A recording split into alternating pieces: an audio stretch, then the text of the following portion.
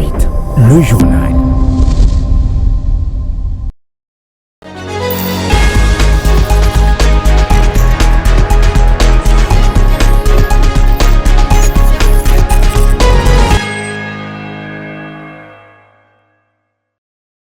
Merci de choisir la RT-Duc pour vous informer tout de suite les titres.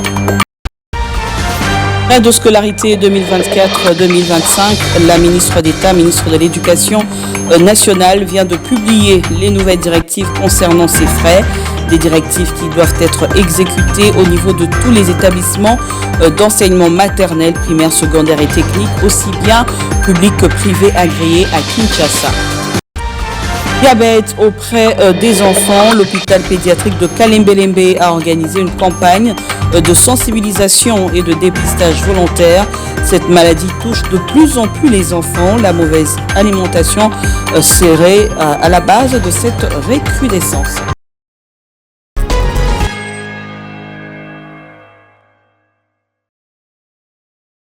Bienvenue à tous. À la une, la ministre d'État, ministre de l'Éducation nationale, Raissa Malou, vient de publier à travers une circulaire les nouvelles directives concernant les frais de scolarité 2024-2025 pour la ville-province de Kinshasa. Des directives qui doivent être exécutées au niveau de tous les établissements d'enseignement maternel, primaire, secondaire et technique, aussi bien publics que privés agréés. Dans les établissements publics de l'éducation nationale et nouvelle citoyenneté, au niveau primaire, l'année scolaire 2024-2025 est placée sous les signes de la poursuite des efforts pour la consolidation et la pérennisation de la gratuité. En conséquence, les frais scolaires sont définitivement et totalement supprimés. Ils ne peuvent ni être mentionnés sur les arrêtés provinciaux portant fixation de frais scolaires, ni être exigés des parents pour quelque motif que ce soit, précise la Mineta. Il en est de même du Minerval, prime d'assurance scolaire, frais des bulletins scolaires, frais des participations à l'ENAFEP et frais d'identification et suivi, afin de garantir à tous les enfants congolais l'égalité des chances à l'éducation des bases. La gratuité de l'enseignement primaire s'applique également aux établissements consulaires du niveau primaire.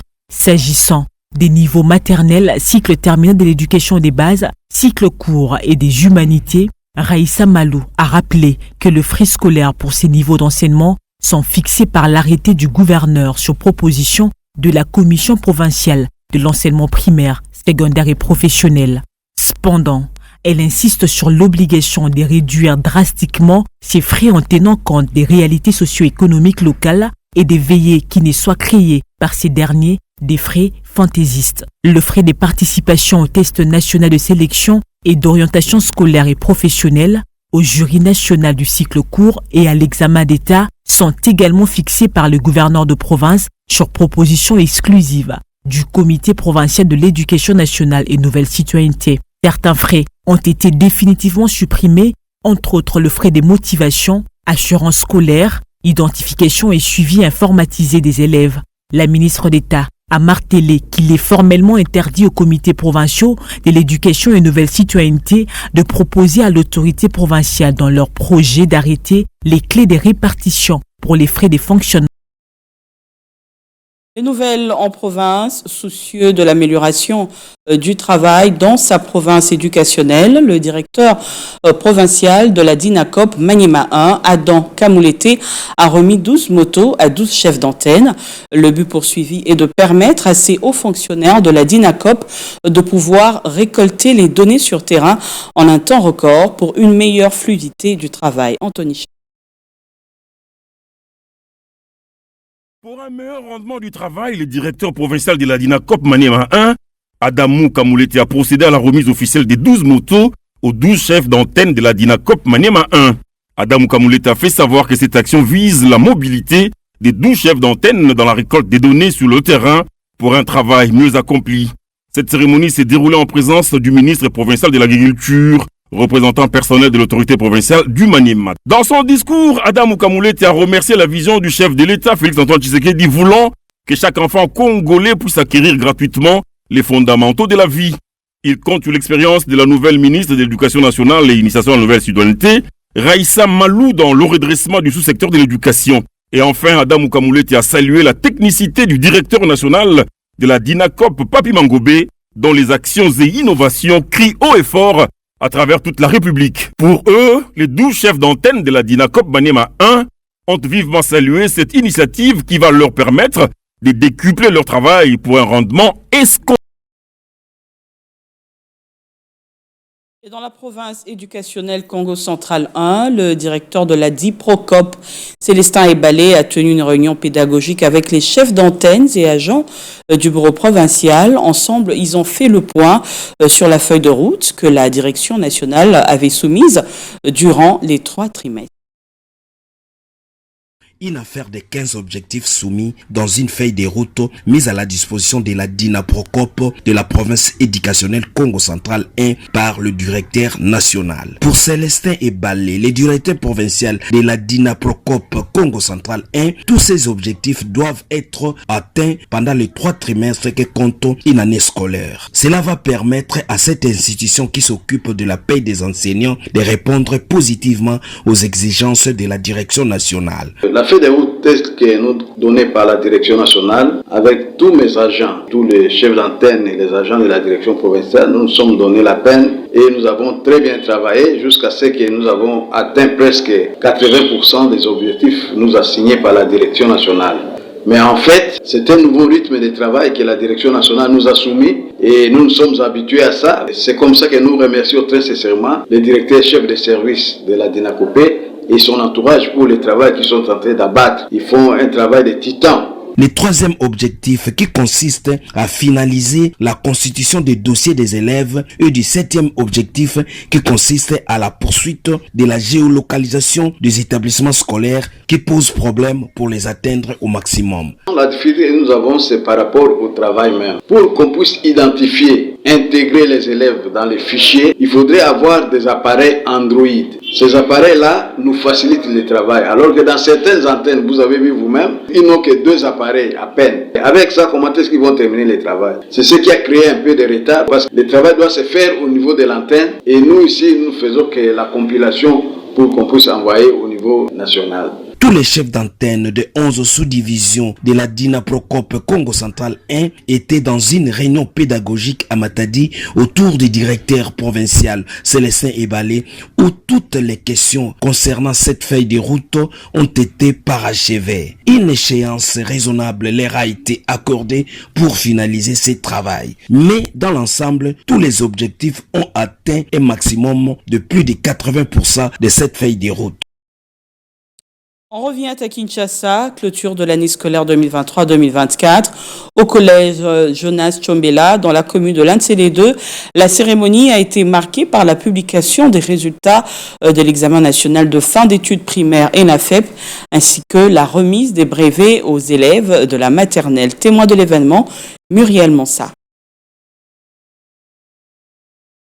Le collège Jonas Tchombela a organisé le samedi 6 juillet 2024 une journée culturelle marquée par la remise de brevets aux élèves de la section maternelle et des certificats à ceux de la 6e primaire. Pour rendre la journée agréable, les élèves de la maternelle ont déclamé des poèmes et des récitations. Aussi, les écoliers ont exhibé quelques pas de danse à la satisfaction des parents présents. Collège Tchombela, elle est située sur l'avenue de la Science, quartier Kama, commis de Lantsele. L'enseignement est de qualité, j'aime mon école. Quand elle est jolie, je m'appelle Kiabou Esprit de la 2e maternelle, je vous remercie. Trop petit, il tourne. Je m'appelle Mariam Ouama de la 3e maternelle.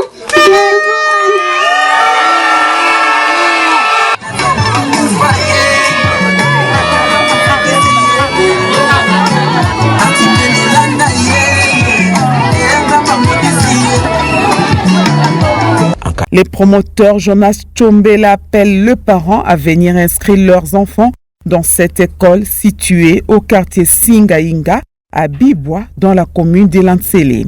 Au sein de ces groupes scolaires, il y a notamment une école maternelle, une école secondaire ainsi que les humanités scientifiques, pédagogiques, commerciales, coupe et couture. Il convient de signaler que cette cérémonie s'est déroulée en présence de M. Mbaya, inspecteur de pôle. Dans le secteur de la formation professionnelle, le tout nouveau ministre s'engage avec des partenaires vers des nouveaux horizons.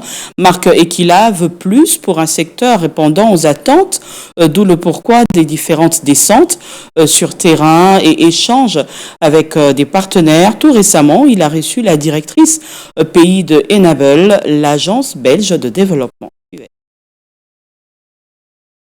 Rencontres de haut cadre dans le but de viabiliser son secteur. Maître Marc Ekila Likombo a échangé avec les membres de la section formation de la Commission nationale sociale et employabilité de la Fédération des entreprises du Congo FEC. Objectif, établir un cadre permanent de concertation entre le ministère et la Fédération des entreprises du Congo. Les activités conjointes que nous allons faire avec le ministère, ça sera vraiment l'accompagnement de la partie employeur que nous sommes, sur tous les chantiers qui concernent les questions de certification professionnelle, qui concernent les questions de formation pour finalement déboucher à un métier pour le Congolais qui sera formé. On va mettre en place un cadre de concertation entre les ministères et la FEC et tous les problèmes qui concernent l'évolution du ministère et les partenariats avec la FEC seront discutés au sein de ce cadre. Tôt dans l'avant-midi, le ministre a pris part à la cérémonie de remise des certificats et kits métiers organisée dans la salle Capitole de Rotana Hotel par la fondation Grâce à ma mère. Maître Marc Ekila a encouragé les 200 lauréates à ne pas se sous-estimer, mais à participer à bâtir une classe moyenne, vœu du chef de l'État Félix-Antoine Tshisekedi Tshilombo. Mais ceci étant, s'agissant de la formation professionnelle, vous le savez, le chef de l'État, Félix-Antoine Tshisekedi Tshilombo, et la première ministre accordent une place très prépondérante à la formation professionnelle. Et c'est là pour une seule raison principale. Cela va permettre de nous avoir non seulement une classe moyenne dans notre pays, mais aussi contribuer rapidement et efficacement à l'émergence économique dans notre pays. Ce que j'attends de vous, Madame la Présidente, ce n'est pas seulement de former toutes ces jeunes dames-là qui terminent aujourd'hui, mais aussi de s'assurer de leur évolution, de leur progrès. Et je voudrais que vous rentriez un jour nous dire 2, 3, 4, 5 sont devenus des patrons et non pas seulement des chefs d'atelier.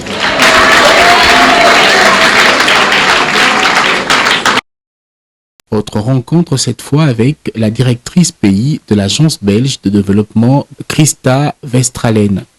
Les discussions ont porté sur de nombreuses possibilités de formation professionnelle dans différents secteurs d'activité où la RDC accuse le coût en termes de personnel qualifié. Maître Marc Ekila a insisté sur la formation des formateurs en vue de s'assurer de la bonne qualité du personnel formé. De son côté, la directrice d'Enable entend travailler sur l'accès aisé au monde de travail à la sortie de la formation. Le ministre, en fait, voulait avoir plus d'informations concernant le projet Kin'Emploi qu'on est en train de mettre en œuvre ici dans le pays. Donc, on a parlé de plusieurs aspects techniques, aussi de ce qui est encore prévu. Des prochaines rencontres sont prévues avec Enable, mais aussi d'autres partenaires de haut rang. L'objectif pour le ministre étant de doter la RDC des cadres modernes de formation pour favoriser l'émergence d'une main-d'œuvre de qualité. En santé, l'hôpital pédiatrique de Kalembelembe dans la commune de Lingwala organise une campagne de sensibilisation et de dépistage volontaire du diabète auprès des enfants. D'après le docteur Junior Ngasaki, eh bien, cette maladie touche de plus en plus les enfants et selon lui, la mauvaise alimentation serait à la base de la recrudescence du diabète plutôt chez les enfants. Jean Moutoupa. Le diabète est une pathologie qui touche les adultes, y compris les enfants. Mais ces derniers temps, elle touche plus les 0 à 10 ans. Actuellement, on remarque que le taux des enfants atteints de diabète est très élevé. Bon, on s'est posé des questions. Cela est dû à quoi? les causes sont diverses. Il y a des causes héréditaires, nous avons aussi des causes alimentaires, on peut le dire. Pour y faire face, l'hôpital pédiatrique de Kalembelembe mène depuis peu une campagne de sensibilisation et de dépistage de la glycémie. Mais à l'hôpital pédiatrique de Kalembelembe, nous avons organisé une campagne de sensibilisation des parents, des enfants dans les écoles. Et nous checkons des enfants pour faire la glycémie et on remarque que la plupart, la majorité des enfants, ils ont développé des diabètes que les enfants ignorent. La gestion de l'alimentation des enfants reste l'un des moyens pour éviter cette maladie chez le tout petit. Les enfants mangent beaucoup plus que de nourriture qui contient beaucoup de sucre, tels que les sucrés, les jus là, les jus que les enfants prennent à l'école, des chocolats, des bonbons et tout ça, ce sont des éléments qui peuvent déclencher le diabète chez les enfants. À noter que le diabète chez les enfants ne présente aucun symptôme.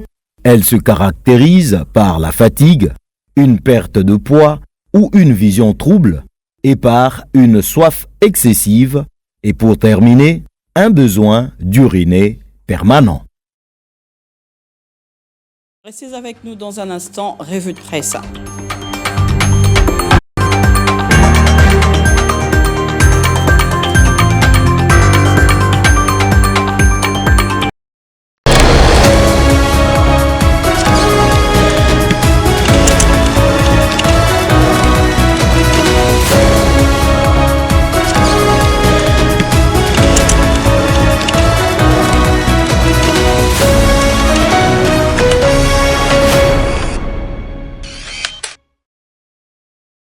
Et Gershom Yanza vient donc de nous rejoindre pour cette revue de presse. Bienvenue, Gershom. Bonsoir et merci, Grace Michel. On commence avec ce premier titre, guerre du M23 Nord-Kivu, qui se cache réellement derrière l'arrêt des hostilités décrétées par les États-Unis. En effet, Grace Michel, le gouvernement américain a recommandé jeudi 4 juillet aux belligérants d'observer une trêve humanitaire de 2 semaines sur les lignes de front au Nord Kivu. C'est ce qui rappelle en tout cas l'agence congolaise de presse, l'agence qui rapporte que cette trêve ou cette mesure est entrée en vigueur à partir de vendredi à minuit selon Washington. Pour le potentiel, cette trêve humanitaire dans l'est de la RDC est une hypocrisie, comme qui dirait, commente le quotidien. Arrêtez de tuer les Congolais pendant 2 semaines, le temps que l'on fasse semblant de leur trouver à manger et vous pourrez continuer à les massacrer à volonté. Inacceptable, conclut le tabloïd. Congo Nouveau estime que par cette trêve, les États-Unis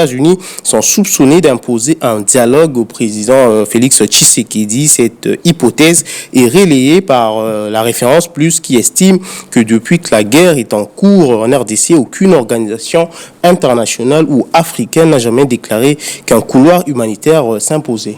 Soupçon de détournement au Sénat, Moutamba ordonne une enquête judiciaire avec le concours de l'IGF. Dans un autre registre, Grace Michel, les journaux quinois reviennent sur l'instruction de Constant Moutamba à la justice après la nouvelle qui a tourné en boucle sur le présumé détournement au Sénat. Le ministre d'État, ministre de la Justice et garde des Sceaux, Constant Moutamba, s'est engagé à voir clair, écrit le potentiel. En effet, il a instruit l'inspecteur général de la police judiciaire des parquets à ouvrir une enquête à ce sujet afin que la vérité soit éclatée, ajoute le journal. Le bureau provisoire du Sénat a déjà annoncé vendredi la mise en place d'une commission d'information ad hoc en vue de tirer au clair des allégations supposées du président intérimaire du bureau sortant du Sénat sur un prétendu détournement des émoluments. Note pour sa part dépêche.cd. Bon nombre des Congolais estiment que l'ouverture de cette enquête est un signal fort que de la volonté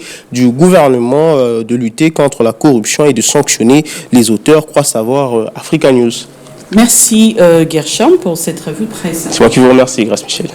Voilà qui met fin à ce journal sur la RT Éduc. À toutes et à tous, merci de l'avoir suivi.